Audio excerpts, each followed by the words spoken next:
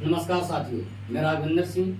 आज हम आपके लिए लेके आए हैं कक्षा 10 का जो टॉपिक है अध्याय नंबर 5, जिसका नाम है समांतर श्रेणी। हम सीखेंगे आखिरकार समांतर श्रेणी क्या होती है, समांतर श्रेणी को हम किस प्रकार से परिभाषित करते हैं और समांतर श्रेणी का प्रथम पद क्या होता है, उसका nवां पद हम कैसे निकालेंगे। अगर हमें श्रेणी दे दी जाती है तो उसके हम पदों का योग कैसे निकाल सकते हैं। हमसे 20 पदों का योग, हमसे 50 पदों का योग, हमसे 60 पदों का योग पूछ लिया जाए तो हम कैसे निकाल सकते हैं। तो आज हम पढ़ेंगे समांतर श्रेणी क्या होती है और इससे संबंधित जितने भी फॉर्मूला है फॉर्मूला को याद करेंगे और साथ साथ में हम इसके साथ साथ सीखेंगे एग्जाम्पल के साथ साथ और एक नई बात सीखेंगे जो हमारी कंपटीशन परीक्षाओं में पूछे गए प्रश्न हैं, आखिरकार वो कैसे प्रश्न हैं जो पूछे जाते हैं। तो आइए हम जानते हैं समांतर श्रेणी के बारे में। देखेंगे समांतर श्रेणी का मतलब है सम माने समान, सम माने समान और अंतर। कहने का मतलब ये है एक ऐसी श्रेणी जिसके किन्हीं दो लगातार पदों का योग, पदों का अंतर जो होता है वो कैसा होना चाहिए, समान होना चाहिए। डिफरेंस कैसा होना चाहिए, समान होना चाहिए। तो उसे हम क्या कहेंगे, समांतर श्रेणी कहते हैं। जैसे अगर हम परिभाषा की बात करें तो हम परिभाषा में कह सकते हैं ऐसी श्रेणी। अगर हम परिभाषा की बात करें तो हम कह सकते हैं ऐसी श्रेणी, हम लिख सकते हैं ऐसी श्रेणी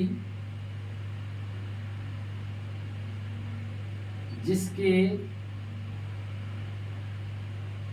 किन्हीं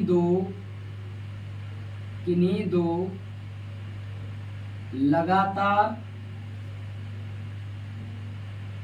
पदों का अंतर समान हो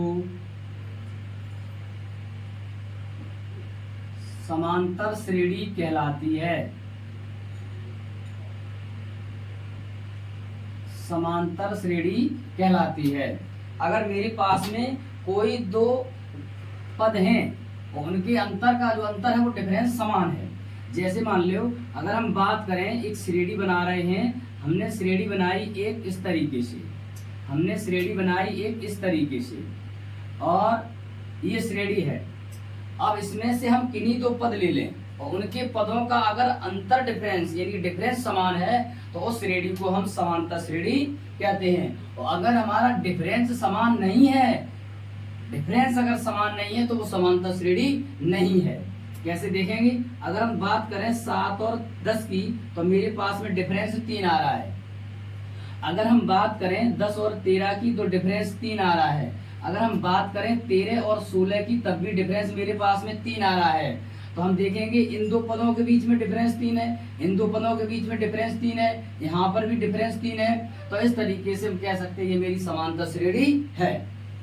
अब बात आती है, कभी कभी आपसे अगर पूछता है ये बताइए क्या इसके, अब यहाँ से क्वेश्चन बनते हैं बहुत सारे। कैसे क्वेश्चन, इसके जैसे कह देता है इसका 20वां पद 50 है या 8 है या 10 है तो इसके n पदों का योग बताइए, 28 पदों का योग बताइए, या इसके 22 पदों का योग बताइए, या इसका 20वां पद कितना होगा, या अंत से 40वां पद कितना होगा।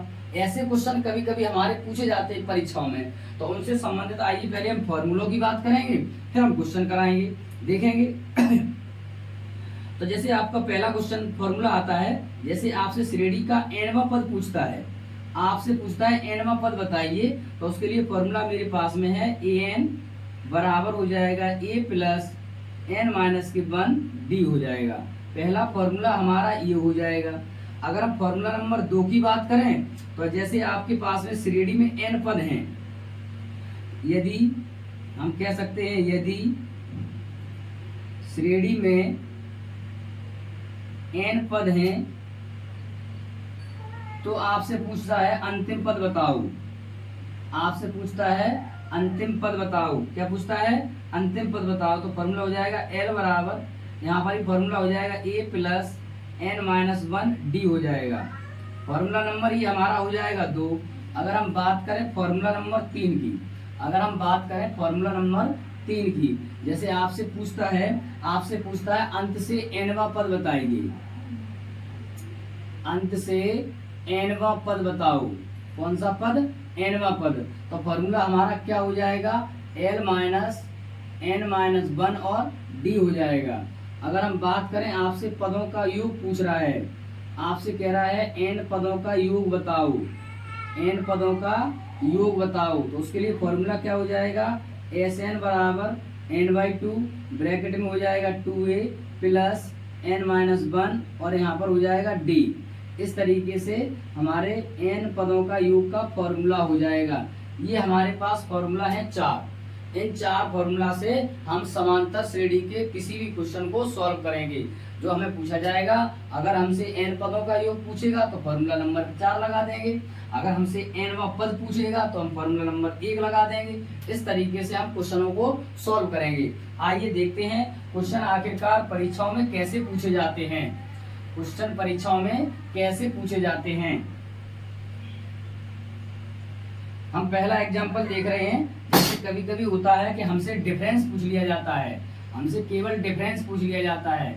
समांतर श्रेणी को हम AP से प्रदर्शित करते हैं। एक समांतर श्रेणी मेरे पास में दी गई है -5, -1, उसके बाद में 3 है और 7 है, ठीक है, का सार्व अंतर पूछा गया है हमसे। क्या पूछा गया है? सार्व अंतर पूछा गया है। सार्व अंतर की अगर हम बात करें, सार्व अंतर को हम D से प्रदर्शित करते हैं, डिफरेंस। सार्व अंतर का मतलब सभी में अंतर जो समान है उसका मान पूछा गया है। तो यहाँ पर डिफरेंस की बात कर रहा है। जब डिफरेंस की बात कर रहा है तो देखिए डिफरेंस हम कैसे निकालेंगे। अगर हम बात करें इसमें प्रथम पद की, आगे वाला पद हमेशा प्रथम पद होता है, तो प्रथम पद को हम A से प्रदर्शित करते हैं। तो यहाँ पर A1 हो जाएगा मेरे पास में -5। अगर हम बात करें A2 की तो A2 -1 हो जाएगा। अगर हम बात करें A3 की तो A3 हमारे पास में 3 हो जाएगा। अगर हम बात करें A4 की तो A4 मेरे पास में 7 हो जाएगा।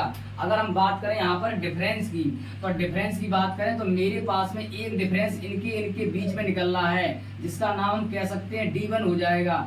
एक डिफरेंस इनके बीच में निकल रहा है, इसका डिफरेंस का मान D2 हो जाएगा। अगर एक डिफरेंस की बात करें तो यहाँ पर निकल रहा है, जिसका मान D3 हो जाएगा।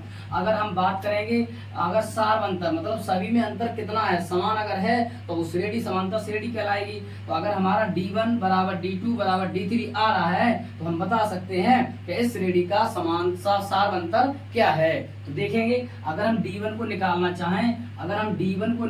चाहें तो हम क्या करते हैं, उसके पीछे वाले पद में से आगे वाला पद माइनस कर देंगे, D2 माइनस का कर देंगे, D1 कर देंगे। तो D2 का मान अगर हम देखें मेरे पास में -1 है। अगर D1 का मान देखें तो -ये प्लस का 5 हो जाएगा। इसमें से अगर माइनस करेंगे तो मेरे पास में 4 बच रहा है। अगर हम बात करें D2 की बात करें तो मेरे पास में D3 और माइनस के D2 हो रहा है। D3 का मान देखेंगे 3 है, D3 का मान 3 है, D2 का मान -1 है, तो यहाँ पर +1 हो जाएगा। तो मेरे पास में 4 आ जाएगा। अगर हम बात करें D3 की बात करें तो यहाँ पर D4 माइनस के D3 हो जाएगा। D4 का मान 7 है और D3 का मान 3 है, तो मेरे पास में यहाँ पर भी 4 आ जाएगा। अगर हम देखें मेरे पास में कि D1 बराबर क्या, D2 बराबर में D3 आया है, तो इसलिए हमारा डिफरेंस कितना हो गया? 4 हो गया। आशा करते हैं आपको ये क्वेश्चन समझ में आया होगा। अब देख